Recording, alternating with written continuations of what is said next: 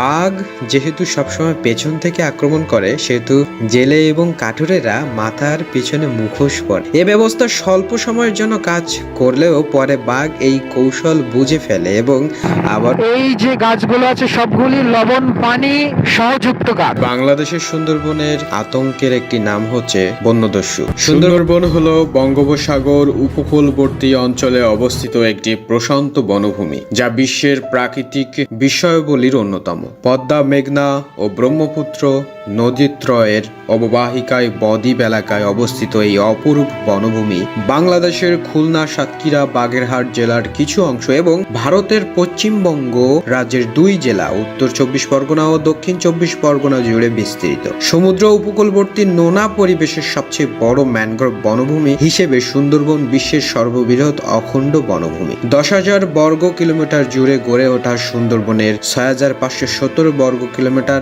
মানে 66% রয়েছে বাংলাদেশে এবং বাকি অংশ 34% রয়েছে ভারতের মধ্যে। সুন্দরবন 6 ডিসেম্বর 1997 খ্রিস্টাব্দে ইউনেস্কো বিশ্ব ঐতিহ্যবাহী স্থান হিসেবে স্বীকৃতি লাভ করে। বনভূমিটি স্বনামে বিখ্যাত রয়্যাল বেঙ্গল টাইগার ছাড়াও নানান ধরনের পাখি, চিত্রাহরিণ, কুমির ও সাপ সহ অসংখ্য প্রজাতির প্রাণীর আবাসস্থল হিসেবে পরিচিত। জরিপ মোতাবেক 106 বাঘ ও 1 লক্ষ থেকে 1.5 লক্ষ চিত্রাহরিণ রয়েছে এখন সুন্দরবন এলাকায়। সুন্দরবনে প্রতি বছর হাজার হাজার পর্যটক ঘুরতে আসে। প্রতি বছর দেশ বিদেশের অসংখ্য পর্যটক সুন্দরবনের অপরূপ সৌন্দর্য মুগ্ধ হয়ে সুন্দরবন ভ্রমণ করার মাধ্যমে প্রকৃতি থেকে যে বিভিন্ন জ্ঞান অর্জন করে। সর্বাধিক প্রচুর গাছের প্রজাতি হলো সুন্দরী এবং গেওয়া।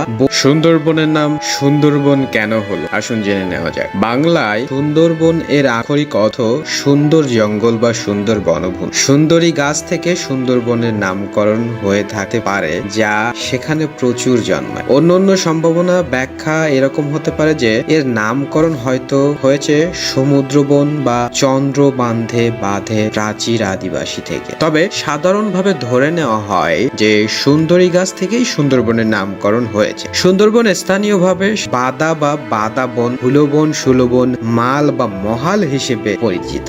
বাদা মানে জোয়ার ভাটা বয়ে যায় যে বনে। ব্রিটিশ উপনিবেশের সময় এই বাদার নাম হয়ে যায় মহাল, মধুমহাল, গোলমহাল। আসুন জেনে নেওয়া যাক সুন্দরবনের বিখ্যাত রয়্যাল বেঙ্গল টাইগার সম্পর্কে।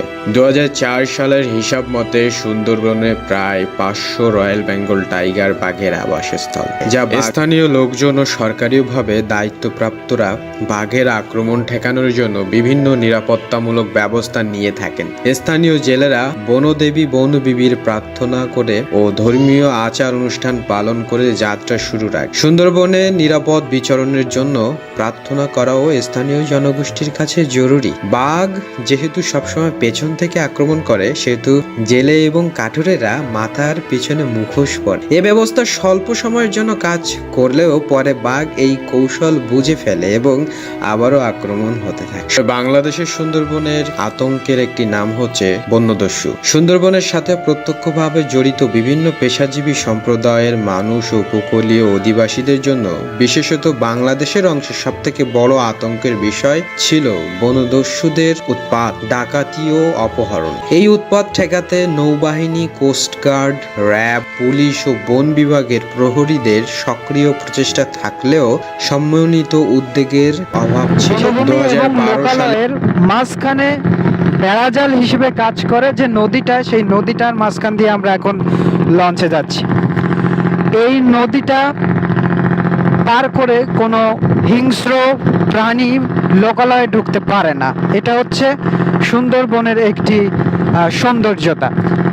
পুরো সুন্দরবনের 4 পাশ দিয়ে এমন বেষ্টনী দিয়ে আছে এমন নদী, এবং আমরা জানি যে সুন্দরবন যেহেতু জলভূমিপূর্ণ ভূমি, সেহেতু এটা পুরোটাই যখন জোয়ারের পানি আসে তখন পুরোটাই প্রায় ডুবে যায়।